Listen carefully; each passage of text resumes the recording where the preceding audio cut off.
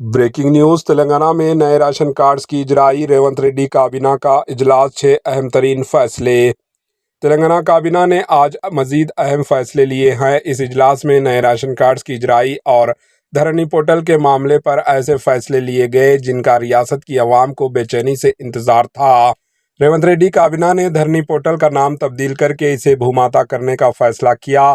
इसके अलावा काबीना ने तेलंगाना रियासत में नए राशन कार्ड जारी करने के फैसले को भी हरी झंडी दिखा दी। काबीना ने इस सिलसिले में एक ज़ेली कमेटी तश्कील देने का फैसला किया है। काबीना का इजलास तकरीबन 1.5 घंटे तक जारी रहा।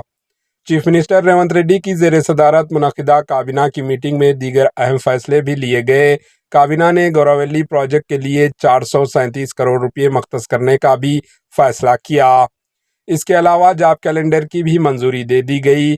इसके अलावा क्रिकेटर मोहम्मद सिराज और निखत जरीन को ग्रुप 1 के नौकरियां देने का भी फैसला किया गया है। रेवंत रेड्डी काबीना ने राशन कार्ड और आरोग्यश्री कार्ड्स अलहदा जारी करने का भी फैसला किया है। इसके साथ बैरूनी देहातों को जीएचएमसी में जम करने के लिए काबीना की ज़ेली कमेटी की तश्कील को भी मंजूरी दे दी। वजीर सीतक्का, श्रीधर बाबू और पूनम प्रभाकर कमेटी के अरकान होंगे। इसी दौरान काबीना ने वायनाड में होने वाली अमवात पर ताज़ियत का इजहार किया। काबीना ने नए राशन कार्ड्स की इजराई के तरीक़ेकार को वाज़े करने के लिए रियासती वजीर सिविल सप्लाईज उत्तम कुमार रेड्डी की सदारत में काबीना की ज़ेली कमेटी तश्कील देने का फैसला किया।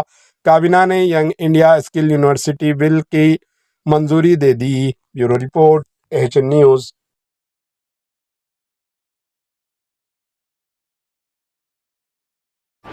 एएचएन न्यूज़ को लाइक करें, शेयर करें और सब्सक्राइब करना ना भूलें।